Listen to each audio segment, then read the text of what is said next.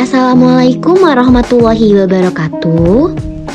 Halo semuanya, kami dari kelompok 6 yang beranggotakan Salsabila, Wafik Farhain, dan Putin Gina Zafira.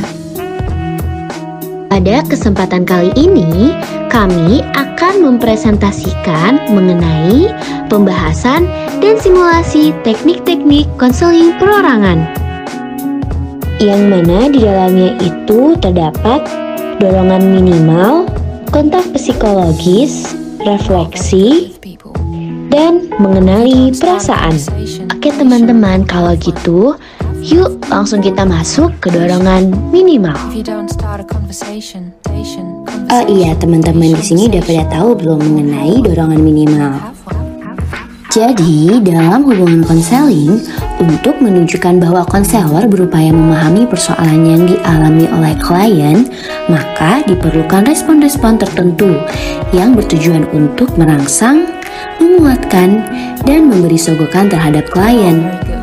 Respon-respon yang dimaksud adalah respon dalam bentuk dorongan minimal yang sifatnya verbal atau nonverbal, yang disampaikan atau ditampilkan secara singkat namun efektif dalam meningkatkan kualitas dan kedalaman pembicaraan dengan klien.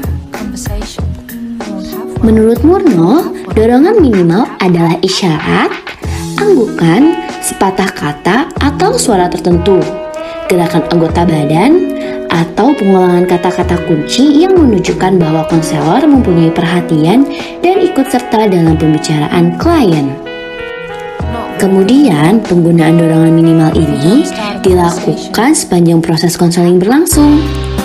Karena dorongan minimal dapat digunakan secara efektif untuk menjaga keberlangsungan pembicaraan klien dan menghindari agar konselor tidak terlalu banyak bicara. Mengapa seperti itu? Karena hal ini dapat mengakibatkan klien hanya menjadi pendengar saja. Jika konselor tidak banyak berbicara, maka klien dapat beranggapan bahwa konselor tidak dalam upaya memberikan konseling.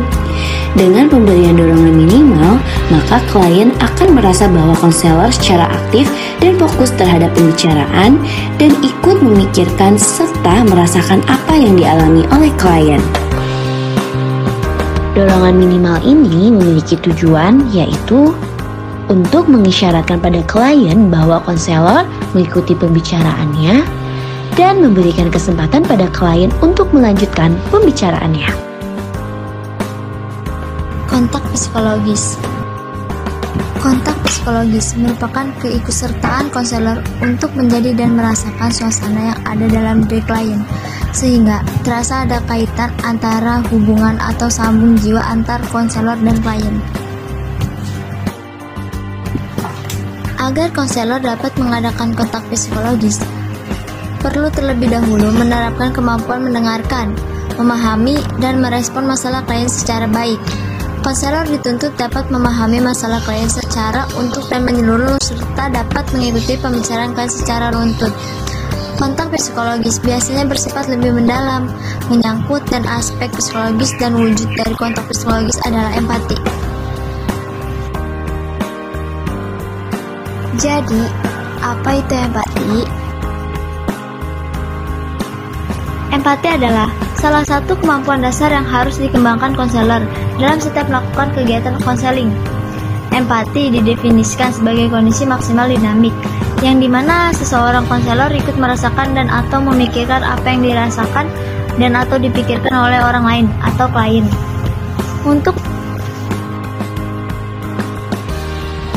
Oleh karena itu, seorang konselor melakukan empati sekaligus ikut ber-BMD 3. Berpikir, merasa, bersikap, bertindak, atau bertanggung jawab. Fungsi utama dari empati adalah membantu memperlancar penjajakan diri. Klien akan memperoleh pemahaman diri yang lebih mendalam melalui hubungan di mana ia merasa bahwa mereka dipahami oleh orang lain. Jika ditinjau dari sifatnya, kontak psikologis terbagi menjadi dua, yaitu yang pertama, kontak psikologis positif. 2. Kontak psikologis negatif.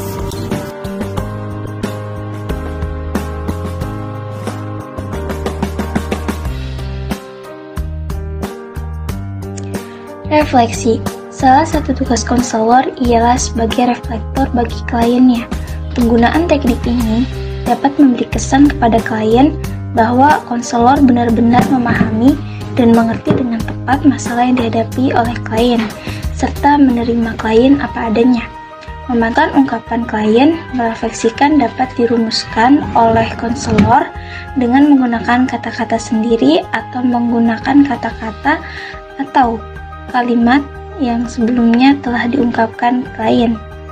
Menurut isinya, refleksi dapat dibagi menjadi 2, yaitu refleksi isi atau ide, refleksi perasaan. Merefleksikan perasaan tidak hanya bermanfaat untuk menunjukkan bahwa konselor memahami ungkapan klien, tetapi lebih dari itu.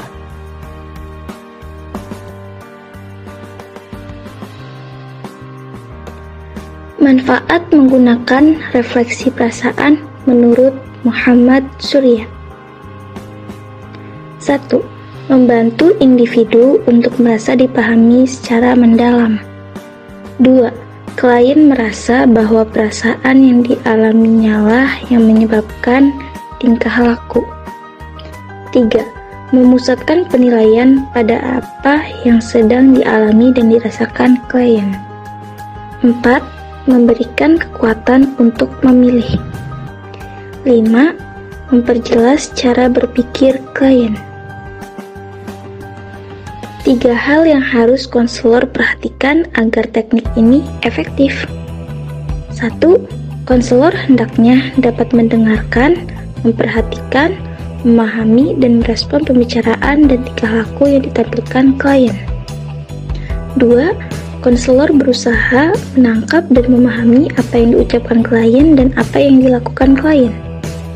3. Konselor menyampaikan apa yang ditangkap dan dipahami itu dengan kata-kata atau secara verbal dalam bentuk kalimat pernyataan, biasanya 1 kalimat pendek saja. Apabila refleksi yang ditampilkan konselor itu benar dan tepat, maka jawaban klien adalah ya. Sebaiknya refleksi tidak tepat, maka jawabannya adalah tidak atau bukan itu maksudnya. 4 jenis refleksi. 1. Refleksi 0, yaitu refleksi yang tidak ada kelanjutan. 2. Refleksi negatif. 3. Refleksi hayal. Dan yang keempat, refleksi positif. Syarat-syarat pengungkapan pernyataan refleksi. 1. Refleksi dinyatakan dengan kalimat pernyataan dan tidak dalam bentuk kalimat pertanyaan. Konselor tidak bertanya, namun merespon dalam bentuk pernyataan. 2. Kalimat pernyataan tersebut hendaknya tidak terlalu panjang. 3. Kalimatnya hendaknya jelas dan mudah dimengerti klien. Dan 4. Pernyataan konselor harus tepat makna dan isinya.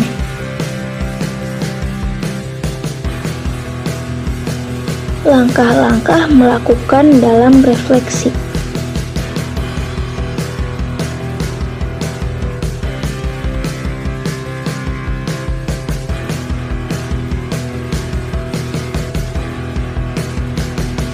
Satu, melaksanakan 3M. 2. Kenali perasaan yang terkandung dalam pernyataan klien. 3. Tangkap isi yang terkandung dalam pembicaraan klien. Dan 4.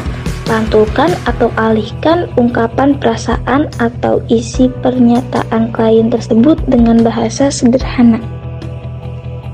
Tujuan refleksi. 1. Memahami, menangkap, dan menyadari bahwa akan selalu mengikuti dengan baik pembicaraan klien. 2.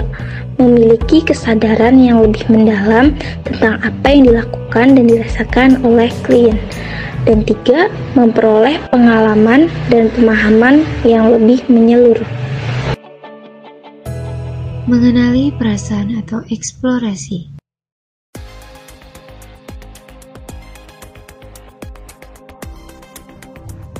Istilah eksplorasi bisa berarti penelusuran atau penggalian. Keterampilan eksplorasi adalah keterampilan konselor untuk mengenali perasaan, pikiran, dan pengalaman klien.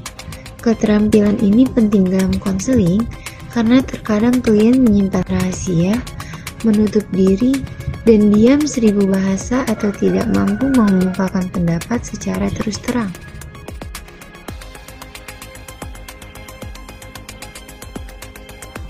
Melalui keterampilan ini, akan memungkinkan klien untuk bebas berbicara tanpa rasa takut, tertekan, dan terancam. Eksplorasi memiliki 3 macam dan 3 teknik yang berbeda-beda. Di antaranya, eksplorasi perasaan. Eksplorasi perasaan merupakan keterampilan konselor untuk menggali perasaan klien yang tersimpan.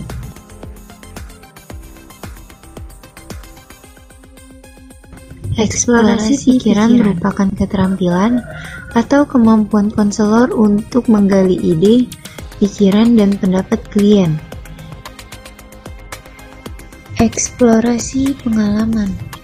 Eksplorasi pengalaman merupakan pengalaman konselor untuk menggali pengalaman-pengalaman klien sebagai hasil pengamatan terhadap perilaku verbal dan non-verbal klien. Bukan tidak sering klien mengungkapkan perasaan, pikiran, dan pengalamannya kepada konselor karena merasa malu, takut, segan, curiga, tertutup, dan berbagai ganjalan lainnya. Hai teman-teman, pembacaan materi sudah selesai loh. Sekarang yuk kita lanjut nonton videonya. Yuk, tunggu apa lagi? Kita simak bersama-sama ya. Assalamualaikum. Waalaikumsalam. Silakan masuk. Iya. Silakan duduk. Baik. Dengan kakak siapa? Sebelumnya perkenalkan, nama saya Utin Gina Zafira. Ibu bisa memanggil saya Utin. Oke Kak Utin. Apakah sebelumnya kakak pernah melakukan konseling perorangan? Maaf, konseling perorangan itu apa ya, Bu? Baik, di sini saya akan menjelaskan apa itu konseling perorangan. Jadi, konseling perorangan itu suatu layanan yang dilakukan oleh konselor kepada konseli dalam rangka untuk membantu menyelesaikan masalah klien secara individu. Apakah sudah jelas? Jelas, tapi untuk kalau konseling perorangan itu saya belum pernah ya, Bu, karena saya merasa takut dan malu untuk menceritakan ke orang lain. Baik. Perkenalkan, nama saya Farhaini, bisa dipanggil Wafik. Kautin, apakah bisa langsung kita mulai konseling perorangannya? Iya, baik, Bu. Jadi di sini saya itu punya pacar yang bisa dibilang dia itu posesif. Posesifnya itu bisa dibilang sangat ya, karena saya sama sekali nggak boleh main sama orang ini. Saya kalau mau kemana-mana tuh harus bilang sama dia. Baik, apakah boleh saya tahu sebelumnya pacar Kak Utin ini apakah memiliki trauma? Iya, dia dengan masa lalu itu udah berkali-kali diselingkuhin gitu. Nah, jadi dia berdampak ke saya. Baik, Anda mengatakan bahwa pacar Anda ini memiliki ketraumaan yang sangat besar. Menurut saya, alangkah baiknya Kak Utin bisa mencoba mengikuti semua larangannya. Ya, sekitar 1 minggu atau 2 mingguan. Setelah itu kita lihat nih perubahan. Dan saya yakin pacar Kak Utin ini akan melihat bagaimana keseriusan Kak Utin untuk menjalankan hubungan dengan dia. Jadi menurut saya seperti itu Kak Utin. Apakah ada yang ingin ditanyakan lagi? Sudah sih, menurut saya pribadi sudah cukup. Insya Allah akan saya lakukan ya. Ya, terima kasih ya sudah berkonsultasi dengan saya. Kurang lebihnya saya mohon maaf apabila ada kesalahan kata atau berpendapat. Maafin ya. Iya. Iya. Baik, kita tutup ya. Terima kasih Kak Utin. Akhirnya, presentasi dari kelompok kami sudah selesai. Terima kasih untuk teman-teman yang sudah menyimak video ini dari awal hingga akhir.